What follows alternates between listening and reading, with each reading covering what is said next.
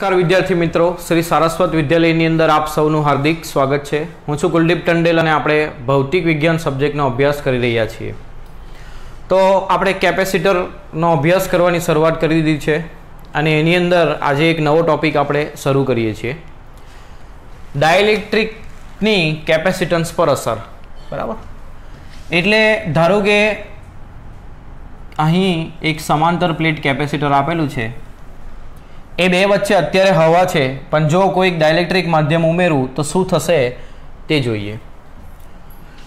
તો કેપેસિટન્સ ગણવા માટે આપણને ખબર છે કે C = શું થાય, Q/V, એટલે એના પરનો વિદ્યુતભાર ખબર હોવી જોઈએ, એની બે પ્લેટ વચ્ચેનો વિદ્યુત સ્થિતિમાનનો તફાવત ખબર હોવી જોઈએ। વિદ્યુત સ્થિતિમાનનો તફાવત એ આપણને વિદ્યુત ક્ષેત્ર ઉપરથી મળતો હોય છે, એટલે આપણે પ્રથમ વિદ્યુત ક્ષેત્ર શોધીએ છીએ। तो धारो कि अहीं कैपेसिटर एक मूक्यु छे, समांतर प्लेट कैपेसिटर, एक प्लेट ऊपर +Q जेटला विद्युतभारो छे अने बीजी प्लेट ऊपर एटला ज ऋण विद्युतभारो छे। तो अहीं +Q विद्युतभार ने अहींया -Q विद्युतभारो। तो आ प्लेटोनी विद्युतभार घनता लखूं, आ प्लेटोना विद्युतभारनी विद्युतभार घनता लखूं तो ए शुं थशे, सपाटी पर पथरायेला छे એટલે पृष्ठ विद्युतभार घनता कुल विद्युतभार भाग्या क्षेत्रफळ, आने प्लस सिग्मा ने आने माइनस सिग्मा। बराबर। हवे लास्ट टाइम आपणे जोया ए प्रमाणे कि केपेसिटरनी बे प्लेट वच्चेना विस्तारमां विद्युत क्षेत्र हशे अने ते केटलुं हशे, तो बे प्लेट वच्चेना विस्तारमां विद्युत क्षेत्र, बे प्लेटो वच्चेना विस्तारमां विद्युत क्षेत्र E0 लखीए। 0 एटला माटे लखुं छुं, डायइलेक्ट्रिक मूक्या पहला माटे छे એટલે મૂકીશું પછી E લખીશું। તો કેટલું આવે છે, સિગ્મા ભાગ્યા એપ્સિલોન 0, એ લાસ્ટ ટાઈમ આપણે તારવેલું છે। હવે બે પ્લેટો વચ્ચેનો વિદ્યુત સ્થિતિમાનનો તફાવત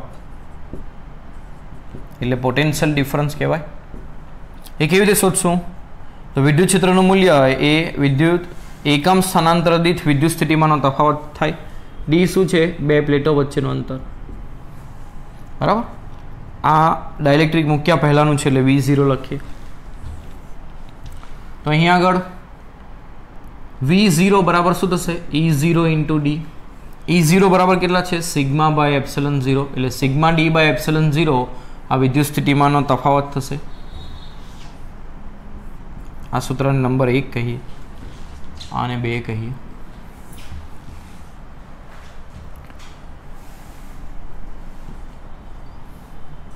आने धारी लीए, बे प्लेटों वच्चेनो पोटेन्शियल डिफरन्स V0 छे, धारीए पछी एनुं सूत्र तारवीए। हवे केपेसिटन्स शोधीए समांतर प्लेट केपेसिटरनुं, तो ए केटलुं थशे, C0 =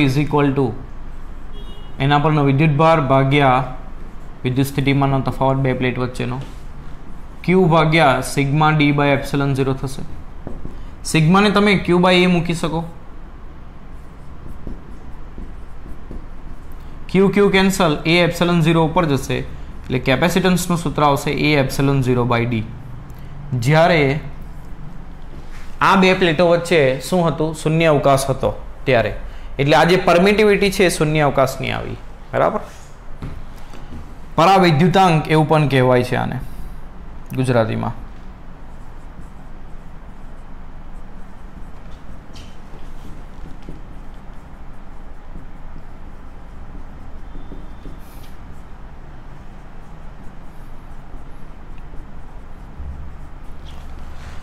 હવે ધારો કે આ બે પ્લેટો વચ્ચે આપણે કોઈ એક ડાયઇલેક્ટ્રિક માધ્યમ મૂકીએ તો શું થશે એની ચર્ચા કરીએ।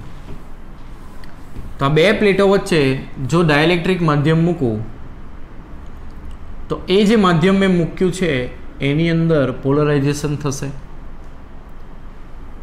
અને આગળ આપણે જોયા પ્રમાણે આ પ્રકારની રચના થશે।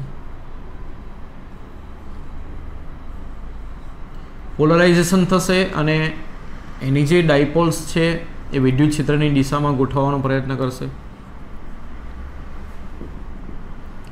પ્લસ માઇનસ આ રીતે।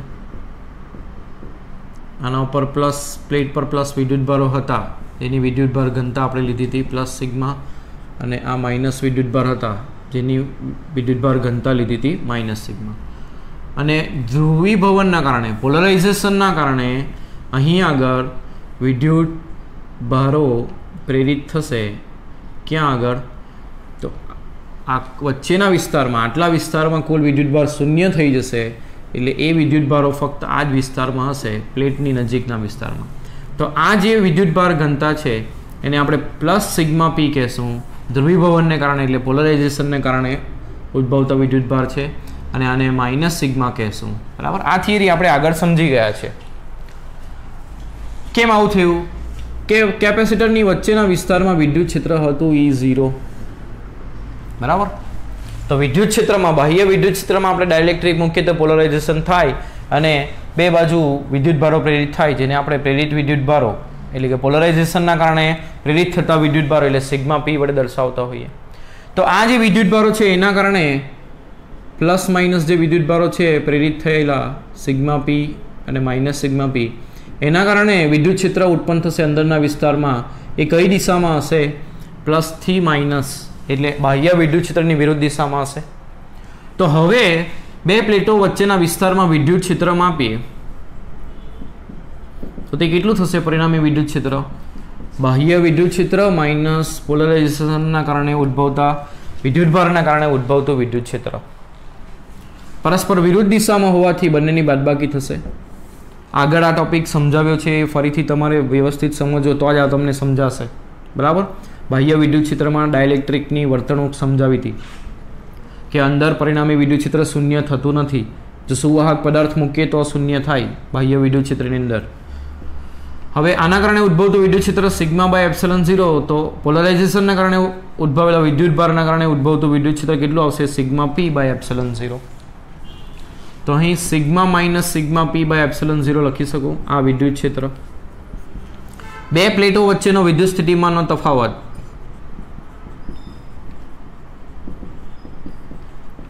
કેટલું લખાય? V is equal to E into D લખાય. શું લખીશું? સિગ્મા માઇનસ સિગ્મા પી ભાગ્યા એપ્સિલોન 0 ઇન્ટુ ડી.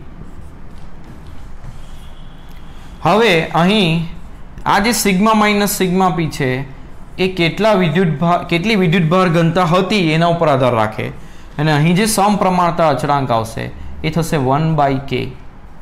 એટલે આને આપણે સિગ્મા બાય કે લખી શકીએ, જ્યાં કે ને કહેવાય ડાઇલેક્ટ્રિક અચળાંક, એટલે આપેલા ડાઇલેક્ટ્રિક માધ્યમનો અચળાંક.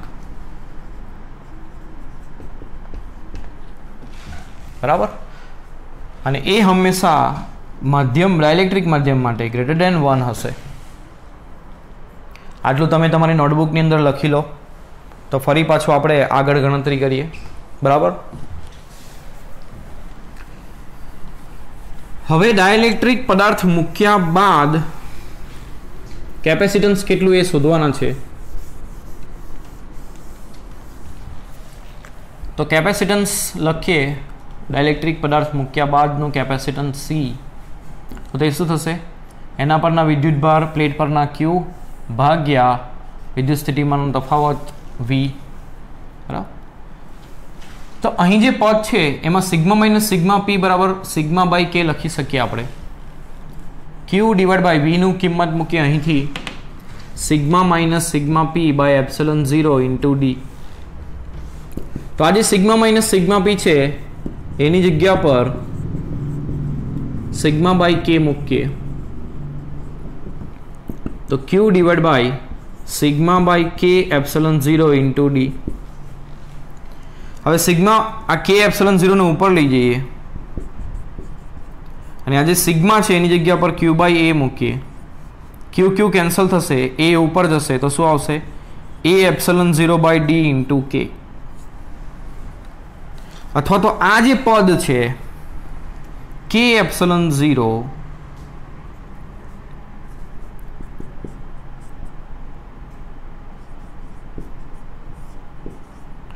આ જે એપ્સિલોન 0 ઇન્ટુ K પદ છે એને કહેવાય આપેલા માધ્યમનો પરાવૈદ્યુતાંક, એટલે કે ડાઇલેક્ટ્રિક પરમિટિવિટી. સોરી, ડાઇલેક્ટ્રિક અચળાંક નહીં, આને શું કહેવાય? આપેલા માધ્યમનો પરાવૈદ્યુતાંક, એટલે કે એની પરમિટિવિટી, એટલે ε0 ઇન્ટુ કે એને આપણે શું લખી શકીએ, એપ્સલોન માધ્યમનો પરાવૈદ્યુતાંક અથવા તો પરમિટિવિટી એવું લખી શકો તમે,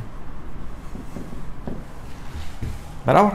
તો આની જગ્યા ઉપર એપ્સલોન મૂકી દઈએ અથવા તો આ સૂત્રને આમનું આમ રાખીએ.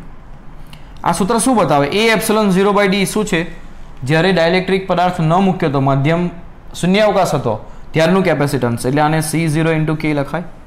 એટલે આના ઉપરથી સમજી શકાય કે તમારું કેપેસિટન્સ સી ડાયલેક્ટ્રિક માધ્યમ મૂક્યા બાદ કેટલા ગણું થઈ ગયું, કે ગણું, એટલે કેપેસિટન્સ વધી ગયું, બરાબર. અને અહીં કે બરાબર તમે શોધવું હોય તો માધ્યમની પરમિટિવિટી ભાગ્યા શૂન્યાવકાશની પરમિટિવિટી આ રીતે શોધી શકો. તો કેપેસિટન્સ કે ગણું થશે એ ધ્યાનમાં રાખવું, બરાબર. તો આ થિયરી બુક પ્રમાણે આપણે કરી, બરાબર. તો આટલી વસ્તુ તમારે નોટબુકમાં નોંધી લેવી. હવે આની અંદર ડાયલેક્ટ્રિક માધ્યમ જ્યારે આપણે મૂકીએ છીએ ત્યારે આપણે બે રીતે મૂકી શકીએ છીએ, બરાબર. તો એ બંને રીતે મૂકીએ ત્યારે કઈ રાશિમાં કેટલો ફેરફાર થશે એ આપણે ખાસ સમજવાનું છે. તો એ સમજીએ. તમારે આટલું નોટબુકની અંદર ઉતારી લેવું, બરાબર. આ સાબિતી છે કે કેપેસિટન્સ કેટલા ગણું થયું, કે ગણું. અને કે શું લેવાનું, ડાયલેક્ટ્રિક અચળાંકોનો, જે ડાયલેક્ટ્રિક માધ્યમ તમે બે પ્લેટો વચ્ચે મૂક્યું છે એનો, બરાબર. હવે એટલે બોર્ડ એક્ઝામ માટે આટલી થિયરી ઇનફ છે, પરંતુ ગણતરી કરવા માટે આગળ પણ અમુક વસ્તુ હું તમને સમજાવું, એક ટેબલ લખાવું જે તમારે યાદ રાખવાનું. આ જે ડાયલેક્ટ્રિક માધ્યમ બે પ્લેટો વચ્ચે મૂક્યું એ હું બે રીતે મૂકી શકું. આ જે રીત છે એમાં એવું મેં દર્શાવ્યું કે આ કેપેસિટર ઉપર વિદ્યુતભારો હતા, એટલે કે એને વિદ્યુત ભારિત કરેલું હતું, ચાર્જ કરેલું હતું, અને પછી એની અંદર આપણે ડાયલેક્ટ્રિક માધ્યમ મૂક્યું, બરાબર.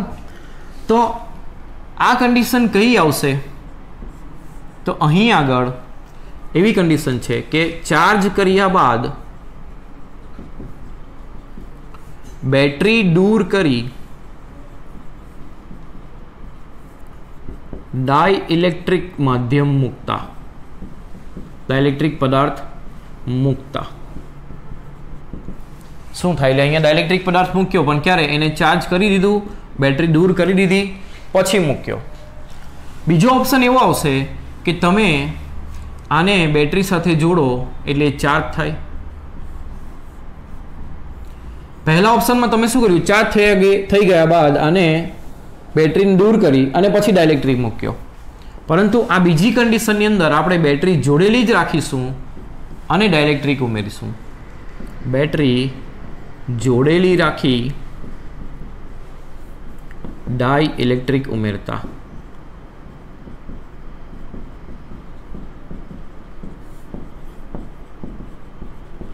તો શું થશે, તો એનું એક ટેબલ બનાવીએ. કેપેસિટન્સ, વિદ્યુત ભાર,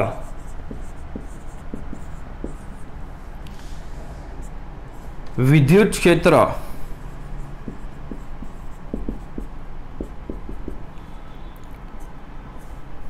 વિદ્યુત સ્થિતિમાનનો તફાવત,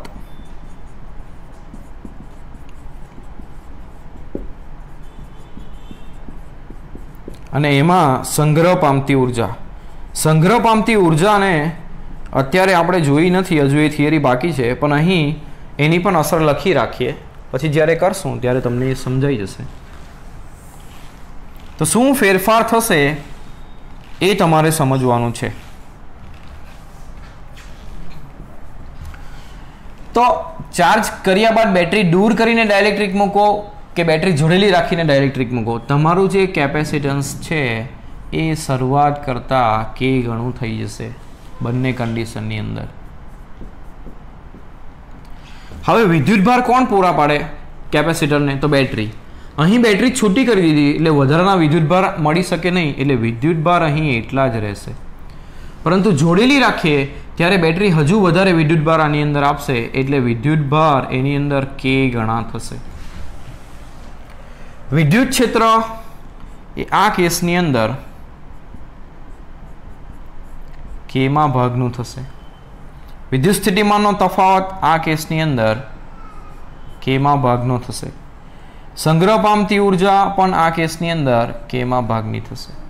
જ્યારે આપણે બેટરીને દૂર કરી દઈશું અને પછી ડાઇલેક્ટ્રિક પદાર્થ ઉમેરીશું ત્યારે. જ્યારે અહીં આગળ વિદ્યુત ક્ષેત્ર એટલું જ રહેશે, કારણ કે વિદ્યુત ક્ષેત્ર કોના લીધે હશે? બેટરીના કારણે. બેટરી જોડેલી જ રાખશું તો વિદ્યુત ક્ષેત્ર એ બેટરીના કારણે જે ઉદ્ભવતું હતું એટલું જ રહેશે. બેટરી એને એટલું જ મેન્ટેન રાખશે. વિદ્યુત સ્થિતિમાનનો તફાવત પણ આ બે છેડા કેપેસિટરના ક્યાં જોડાયેલા છે? અહીંયા. આ બે છેડા બેટરી સાથે જોડાયેલા છે. બેટરીના બે છેડા વચ્ચે 5 વોલ્ટનો વિદ્યુત સ્થિતિમાનનો તફાવત હોય એટલે આ બે બિંદુ આગળ પણ વિદ્યુત સ્થિતિમાનનો તફાવત કેટલો? 5 વોલ્ટ. તો ડાઇલેક્ટ્રિક ઉમેરો તો પણ આ બે છેડા વચ્ચે વિદ્યુત સ્થિતિમાનનો તફાવત 5 વોલ્ટ, એટલે કેપેસિટરની બે પ્લેટ વચ્ચે પણ 5 વોલ્ટ જ રહેશે, એટલે એ બદલાશે નહીં. જ્યારે સંગ્રહ પામતી ઉર્જા એ આ કેસની અંદર કે ગણી થશે. તો આ ટેબલ તમારા માટે ખૂબ જ અગત્યનું, બરાબર. એને યાદ રાખવું સરખી રીતે, કમ્પલસરી યાદ રાખવું પડશે. આ તમને જેઈ નીટની અંદર પણ બહુ કામ લાગશે અને આપણા ચોપડીના વધારાના સ્વાધ્યાયના દાખલા અથવા તો ચોપડીના દાખલાઓ ગણવા માટે પણ આ જે ટેબલ છે એ ખૂબ જ અગત્યનું છે, બરાબર. તો ધ્યાનપૂર્વક આને તમારે યાદ રાખવું. કઈ કન્ડિશન છે ખાસ જોવી, બરાબર છે. ચાલો હવે દાખલાઓ તરફ આપણે આગળ વધીએ. આગળ ઉદાહરણનો દાખલો ગણીએ. ઉદાહરણ નંબર 2.8. ડાઇલેક્ટ્રિક અચળાંક K ધરાવતા દ્રવ્યના એક ચોસલાનું ક્ષેત્રફળ સમાંતર પ્લેટ કેપેસિટરની પ્લેટ જેટલું છે. એટલે સમાંતર પ્લેટ કેપેસિટરની પ્લેટનું જે ક્ષેત્રફળ હશે એટલું જ ચોસલાનું ક્ષેત્રફળ છે. અને એ ચોસલો ડાઇલેક્ટ્રિક અચળાંક K ધરાવે છે, પરંતુ તેની જાડાઈ 3/4D છે, જ્યાં D બે પ્લેટ વચ્ચેનું અંતર છે. એટલે એવું છે કે આ કેપેસિટરની બે પ્લેટ છે, એના વચ્ચેનું અંતર D છે, પણ જે ચોસલું આપણે લીધું છે એની જાડાઈ 3/4D, એટલે આખું D નથી, D કરતાં ઓછી છે, ત્રીજો ભાગ એવું કહી શકાય. જ્યારે આ ચોસલાને પ્લેટો વચ્ચે દાખલ કરવામાં આવે ત્યારે કેપેસિટન્સમાં કેવો ફેરફાર થાય? જ્યારે મૂકેલું ન હોય ત્યારે વિદ્યુત ક્ષેત્ર શું હશે?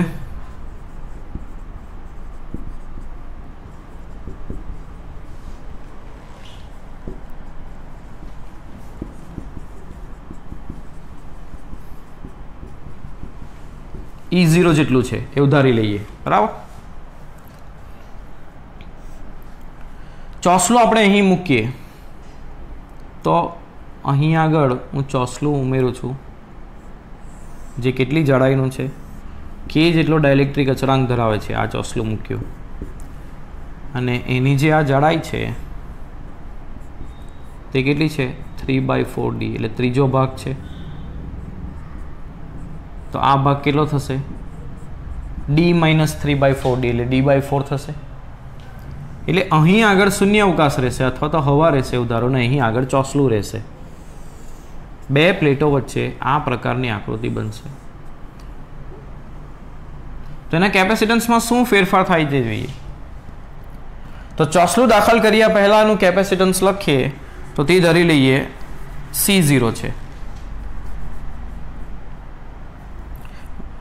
ધારી લઈએ, બંને વસ્તુ પહેલાં ધારીએ. ધારો કે ચોસલું દાખલ કરતા પહેલા કેપેસિટન્સ C0 અને બે પ્લેટો વચ્ચેના વિસ્તારમાં વિદ્યુત ક્ષેત્ર E0 છે, બરાબર. તો આ C0 ને તમે શું લખી શકો? એના પરના વિદ્યુતભાર Q ભાગ્યા કેપેસિટરની પ્લેટો પરના વિદ્યુતભારને Q ધારી લઈએ. Q ભાગ્યા ચોસલું ઉમેર્યા પહેલાં વિદ્યુત સ્થિતિમાનનો તફાવત, અને એ વિદ્યુત સ્થિતિમાનનો તફાવત કેટલો થશે?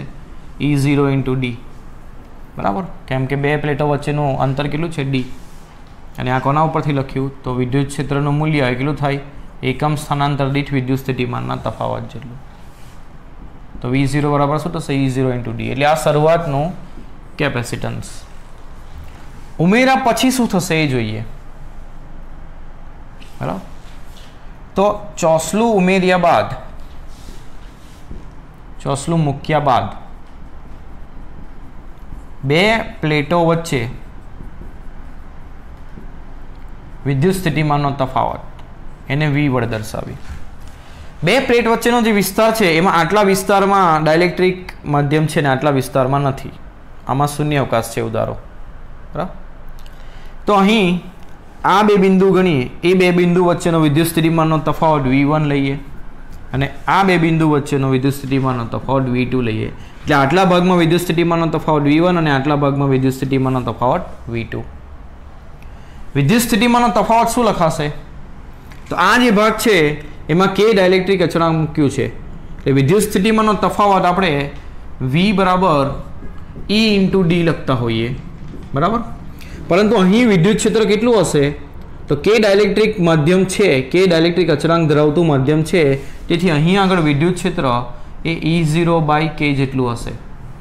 બરાબર, એટલે વિદ્યુત ક્ષેત્રને તમે E વડે લખી શકો. અત્યારે E લખીએ, નેક્સ્ટ સ્ટેપમાં આપણે E0/K મૂકશું. તો વિદ્યુત સ્થિતિમાનનો તફાવત E × D પરથી વિદ્યુત ક્ષેત્ર અહીં આગળ અલગ હશે અને તે કેટલું હશે? E હશે. અને આ બે છેડા વચ્ચેનું અંતર કેટલું થશે? 3/4D પ્લસ આ બે છેડા વચ્ચે વિદ્યુત સ્થિતિમાનનો તફાવત લખીએ તો અહીં આગળ શૂન્ય અવકાશ જ છે એટલે વિદ્યુત ક્ષેત્ર E0 જ હશે અને એ બે બિંદુ વચ્ચેનું અંતર કેટલું થશે? D/4. હવે વિદ્યુત ક્ષેત્ર જ્યારે ડાયલેક્ટ્રિક માધ્યમ મૂકો ત્યારે કેટલું થાય? K માં ભાગનું E0/K. આમાં કયો કેસ લેવાનો? તો બેટરીને દૂર કર્યા બાદ એ કેસ અહીં વાપરવાનો છે. બરાબર, મેન્શન નથી કર્યું પણ એ કેસને આપણે લઈશું. 3/4D plus E0 D/4. આમાંથી કોમન શું નીકળશે? એ કોમન કાઢી લઈએ. તો આમાંથી E0 D/4 કોમન નીકળશે તો અહીં શું રહી જશે? અથવા તો E0/D ને કોમન કાઢીએ તો 3/4K પ્લસ 1/4. લસા લઈ લઈએ 4K ને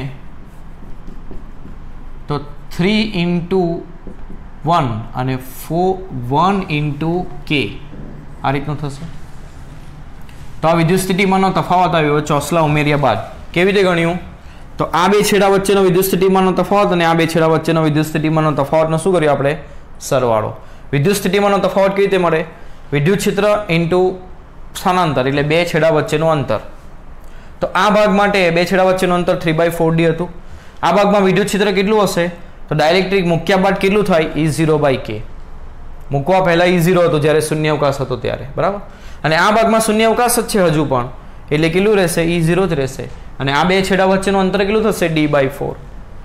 હવે કેપેસિટન્સ શોધીએ. તો કેપેસિટન્સનું સૂત્ર શું થશે? C = Q/V. આની કિંમત મૂકી દઈએ. Q/V બરાબર શું થશે? E0D / 3 + K/4K. તો 4K ઉપર જશે એટલે Q/E0 × D 4K / 3 + K. આવું સૂત્ર આવ્યું.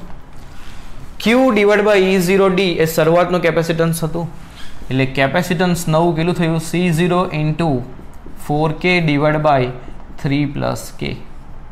તો આ રીતે તમે ગણતરી કરી શકો. આની ગણતરીના એની ગણતરીની અલગ અલગ રીતો આવે છે. બરાબર, જેઈ નીટમાં કદાચ અલગ રીત વપરાશે પરંતુ અહીં આપણે ચોપડીમાં જે રીત આપી છે એ જ રીત ગણીશું. એવું ધ્યાન એટલા માટે રાખવાનું કે જ્યારે ચેકિંગ થાય છે બોર્ડની અંદર ત્યારે ચેક કરનાર શિક્ષક પાસે જે સોલ્યુશન મૂક્યું હોય એ સોલ્યુશનની અંદર જે સ્ટેપ છે માર્ક્સ આપવા માટેના એ બુકની અંદરથી લીધા હોય. એટલે પ્રયત્ન તમારે એવું કરવાનો કે બોર્ડ એક્ઝામની અંદર તમે ગણતરી ચોપડી પ્રમાણે જ કરો.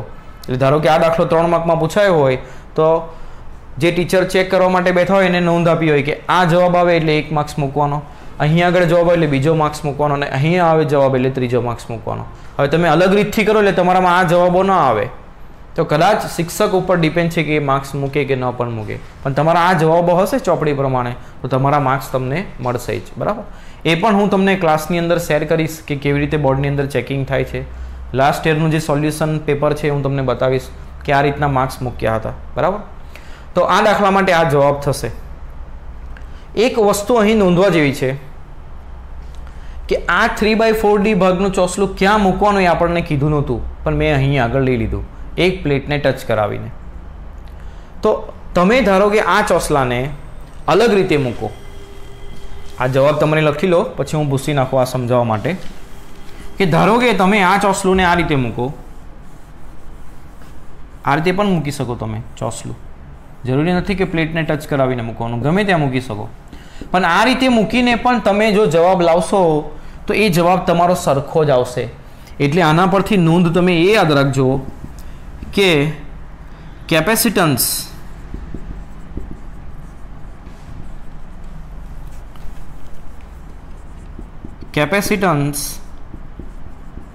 એ બે પ્લેટો વચ્ચે ચોસલાના સ્થાન પર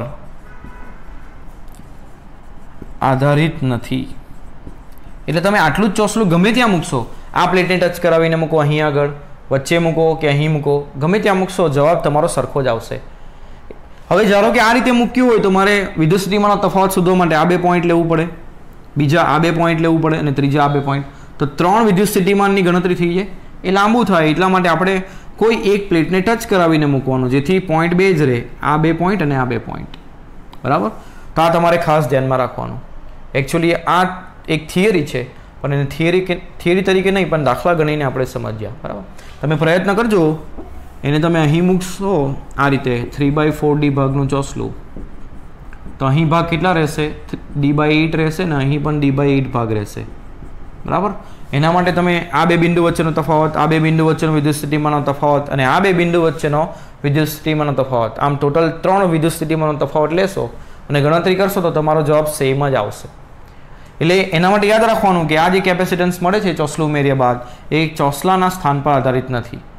જ્યારે આપણે એક જ ચોસલું મૂકીએ ત્યારની વાત છે, એક કરતાં વધારે ચોસલા માટે વાત કરતો નથી, બરાબર છે. તો આટલી વસ્તુઓ ખાસ તમારે ધ્યાનમાં રાખવાની ગણતરી માટે. સ્વાધ્યાયનો એક દાખલો ગણીએ. દર્શાવો કે સમાંતર પ્લેટ કેપેસિટરની દરેક પ્લેટ પર લાગતા બળનું માન આટલું છે, જ્યાં Q કેપેસિટર પરનો વિદ્યુતભાર છે અને E પ્લેટો વચ્ચેના વિદ્યુત ક્ષેત્રનું માન છે.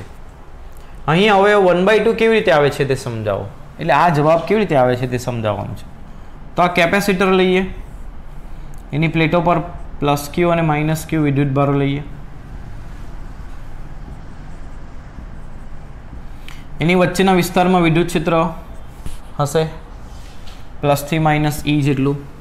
તો બે વચ્ચેના વિસ્તારમાં વિદ્યુત ક્ષેત્રનું સૂત્ર શું છે?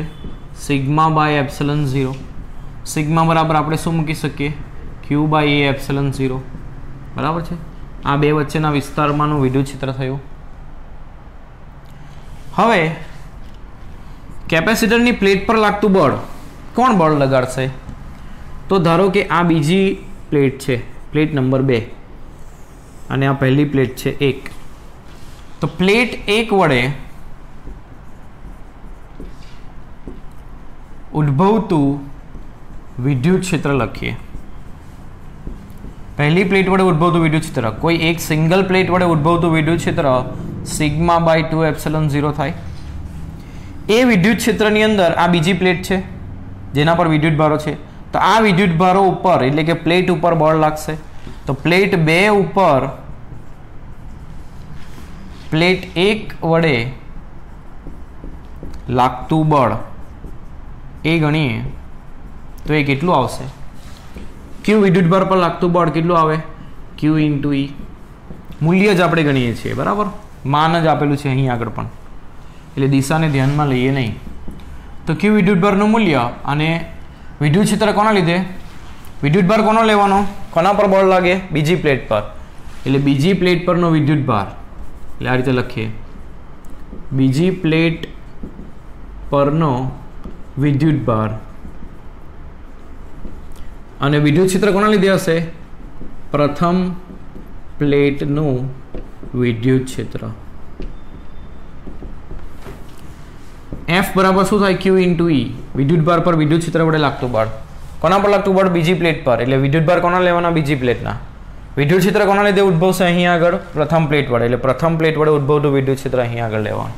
જે બીજી પ્લેટ પર વિદ્યુત ભાર કેટલા છે એનું મૂલ્ય લખો તો Q. બરાબર, મૂલ્ય લખવાનું છે એટલે Q જ લેવાનું. અને વિદ્યુત ક્ષેત્ર પ્રથમ પ્લેટ વડે કેટલું ઉદ્ભવશે? E1. તો Q ઇન્ટુ E1 બરાબર સિગ્મા બાય 2 એપ્સિલન 0. એ વિદ્યુત ક્ષેત્ર કઈ દિશામાં હશે? તો પ્લસ વિદ્યુત ભારો છે એટલે એનાથી બહાર જતી દિશામાં, એટલે આ દિશામાં વિદ્યુત ક્ષેત્ર હશે E1 દિશા માટે. આ સમજી શકો તમે. હવે સિગ્મા બાય એપ્સિલન 0 બરાબર આપણે E મૂકી શકીએ. તો આ સિગ્મા બાય એપ્સિલન 0 ની જગ્યા પર શું મૂકીએ? E. તો આ જવાબ આવે આપણો બીજી પ્લેટ પર લાગતું બળ કેટલું? Half QE. તો આ જ રીતે તમે પહેલી પ્લેટ પર લાગતું બળ શોધશો તો પણ એ જ આ જવાબ આવશે. એટલે આ તમને સમજાવે કે આ હાફ ક્યાંથી આવ્યું, તો આ ગણતરી ઉપરથી સમજી શકાય.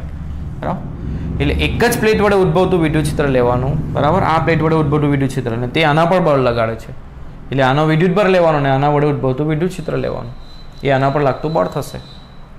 બરાબર, તો આ સૂત્રને અલગ અલગ સ્વરૂપમાં તમે ફેરવીને યાદ રાખી શકો, પણ કન્સેપ્ટ આ જ રહેશે કે એક પ્લેટ વડે ઉદ્ભવતું વિદ્યુત ક્ષેત્ર અને બીજા પ્લેટ પરનો વિદ્યુત ભાર. બરાબર, એટલે એના પર લાગતું શું મળશે? બળ. F બરાબર શું થાય? Q into E. Q વિદ્યુત ભાર પર E વિદ્યુત ક્ષેત્રમાં લાગતું બળ. એ સૂત્રનો અહીં આપણે ઉપયોગ કરીશું. બરાબર છે. તો હવે આગળના પોર્શન આપણે આગળ સમજીશું અને આટલું તમે ધ્યાનમાં રાખશો અને નોટબુકમાં લખતા રહેશો. બરાબર, એવું હું માનું છું. અને ઘરે મહેનત કરતા રહેજો, સમયનો બગાડ કરતા નહીં.